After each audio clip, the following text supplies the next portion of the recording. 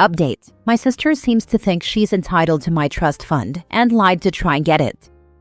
Original post. There's a bit of backstory to this, and I'm not sure what's relevant, but I'm sure you'll tell me if I blather on too much. Mostly, I just need to rant. My 38 female family is a little messed up.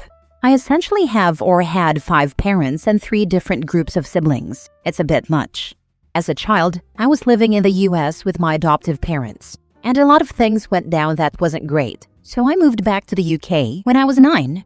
I had a lot of trauma and the beginnings of a rather serious drug problem, and so my American dad set up a trust for me before he died, so that anything mental health related was paid for, and I didn't have to stress about being able to sort myself out as I got older.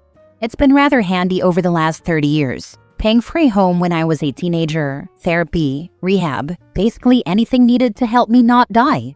At some point in my teenage years, I made contact with my biological parents and their other kids and was welcomed back into the fold. Some of my full siblings had issues with this. Fair enough, it was a big change to everyone's lives. My little sister, now early 30s, apparently found it particularly hard, and so we've never got along and have been no contact for almost a decade. This has become particularly apparent in recent weeks, after she contacted the solicitors who are in control of the trust, pretending to be from a rehab facility in the US. She sent them an invoice for a 3-month stay, requesting payment to the bank account of a friend of hers in the US. The first I heard about this was a phone call from said solicitors offering their commiserations that I was due to enter the facility, wishing me luck, and double-checking the details. I am livid. This is tens of thousands of pounds that she's tried to steal from me, money that she has absolutely no right to. She never met my adoptive parents. She's not owed any money from them. She's lived a perfectly normal life with both of her parents, her other siblings, holidays, uni paid for. No big dramas. And she thinks she can just take from me because she wants to buy a house? And thinks I should help her out because I ruined her childhood. Except she can't even just ask. She has to try and steal it.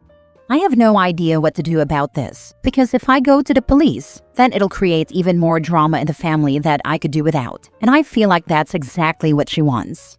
Our parents will side with her, and she knows it. I don't want to give her the satisfaction, but I'm just so mad that she chose this specific way to try and take what's not hers. It feels like such a low blow. Obviously, she's getting the sweet F around, but WTF? Edit to add because a few people have asked. My father had to bail me out of a crappy situation a couple of years ago, which included getting a flight to another country to come and get me. Obviously, I insisted he accept reimbursement for his flights, despite him not needing the money, so he would have had the details of my solicitors and the fund from that time. My sister often visits my parents, so I suspect she would have seen the information in my dad's office at some point. I've certainly never mentioned the fund to any of my siblings. Now for the top comments before reading the updates. You really should go to the police. If she had the audacity to do this, there is no stopping her from escalating even more. If your parents side with her, that is also useful information. You cannot trust them and should be very careful around them, if not just cut them off. Do not let these people treat you like this. Family or not, you deserve respect. Yep. Also, this is not probably the first time she tried fraud, scam, and identity theft. Other family members have also probably suffered from it.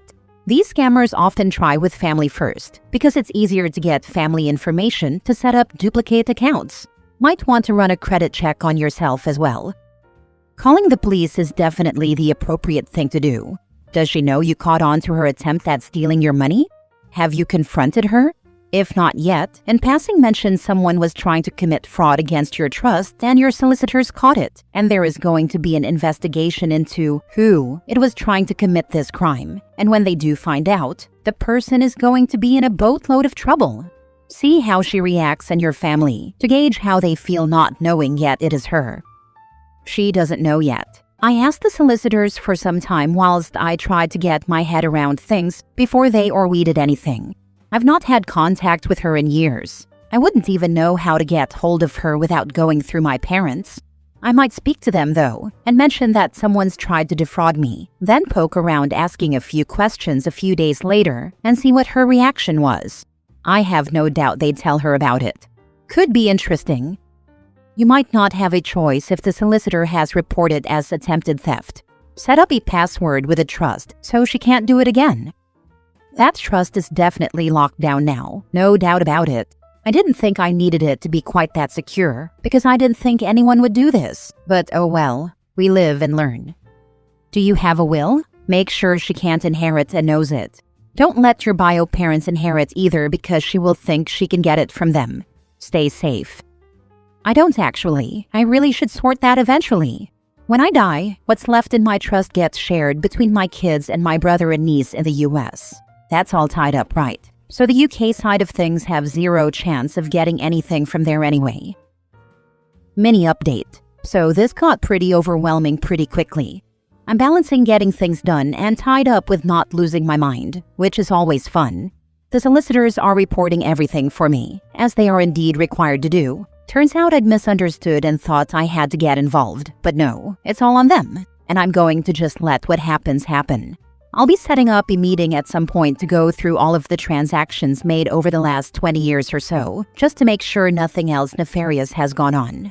Thanks everyone for the reassurance that I'm not doing something wrong by wanting this sorted, but I'd appreciate a little less speculation on my life and the role my parents play in it, if you could manage that.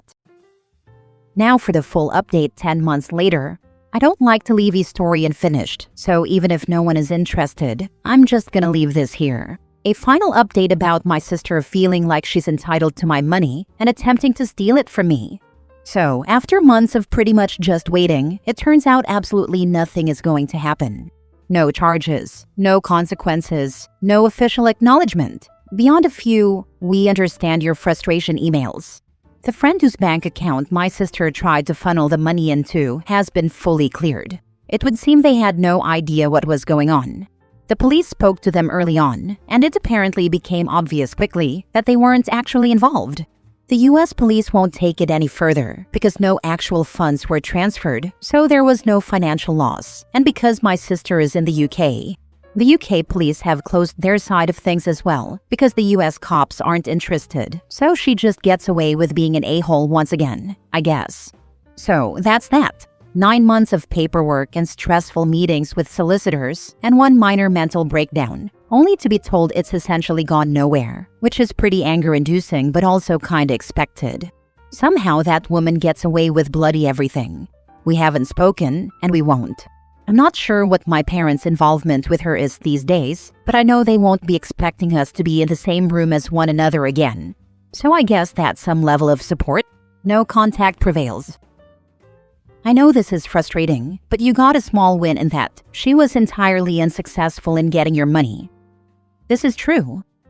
I haven't read all the comments, so this may be redundant, but make sure your solicitors know to never pay out one single penny without your express permission, and maybe your notarized signature. I would set up a security code that only you know so no one can try to impersonate you. Also, make sure you have an ironclad will that your sister cannot contest. Maybe leave her $1 or pound so that she cannot claim you forgot about her. If OP is adopted, then legally speaking, her bio relatives aren't her relatives anymore, as all ties were legally cut. Yep, this. In the eyes of the law, other than my husband and kids, I have one stepmother and one niece. Time for a new bank, one that she does not know about. Solicitors have closed everything down and made it effectively inaccessible for anyone but myself and my husband, so we should be good on that front. Next story. Am I the a-hole for telling my parents if they subsidize my sister's living expenses, do not expect me to subsidize theirs? My sister has a decent job, but has yet to move out of our parents' house, because why pay rent, food, utilities, etc. when you can get it for free? She is 26 years old and loves to brag about how much she is saving by not paying rent and stuff. She is currently on a vacation with friends in Japan. So I recently told my parents they need to give her the boot and let her be an adult, or I will stop helping them out with their expenses. Our parents did good by us, and I don't mind helping them out, but I don't feel right giving my sister a pseudo-free ride. She brags about how she is ahead of the game for retirement and stuff. I told her of course she is, because all her major expenses are covered by someone else. Generally, my parents feel I am being petty because it is a lot harder for my sister's age group. I reminded them it was hard for me too, but I had to make it work. For whatever reason, they feel she has it so much harder and needs this extra support. I agree that maybe an aspect of jealousy is present because living at home was never an option for me. For my sister, it was just assumed, but the other reality is my parents could not afford to let her live rent-free if I was not helping them out. I pay their mortgage, insurance, and property taxes. They suggested I use that money to help my sister instead, so she can move out. What? She can afford to fly and stay in Japan for 1 month. She goes on multiple vacations a year, and she needs help paying rent? I get that they are worried about her mental health. She shuts down very easily, and in high school she had a bad stint with self-medicating. So sure they are afraid of her going back down that rabbit hole. Maybe I am just being the jealous older sibling because I didn't get the same type of love and care she did. I was old reliable. It was expected of me to do well. She got a B and it was a major event. I graduated with honors and got a card with $50. She graduates, and it's a major milestone and family event. I get that parents grow as they get older, and we have a 10-year age gap between us. Though yeah, am I being an a-hole here for not taking into account my sister's and her generation's issues and hardships? I have the means to help. Like my dad said, I should just help because it is the right thing to do. Am I being petty? Not the a-hole. Stop paying for their stuff, unless the house is yours. If the house is yours, your sister can pay rent to you. I really don't understand why you're paying everything for all 3 of them, which you are doing. I get the care insurance, but that's it. You say it doesn't affect your life, but it does. That money can secure your future. It feels like you're trying to buy their love. As the poster above has said, continue paying if the house goes in your name.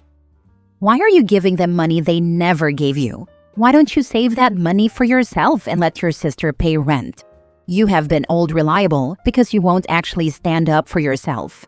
You are enabling your sister by helping your parents. If your sister has no job, how do you think she can afford to go live in Japan?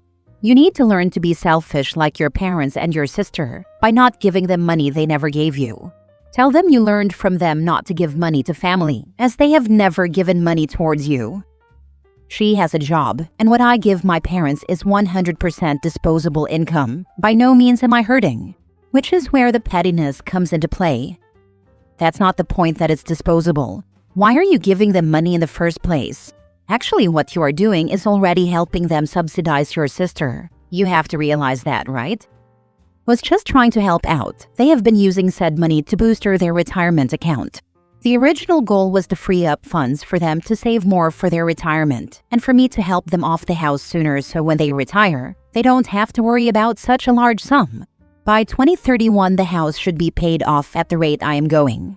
I also pay for their LTC insurance policies, just in case if they need them in the future. Yeah, I know, which is why I am torn, because I want to help them and allow them to live comfortably in their twilight years with minimal worries and concerns. I just don't want to let my sister coast by proxy. Last story. My sister cut me off because I didn't welcome them to my home for as long as they need vacation.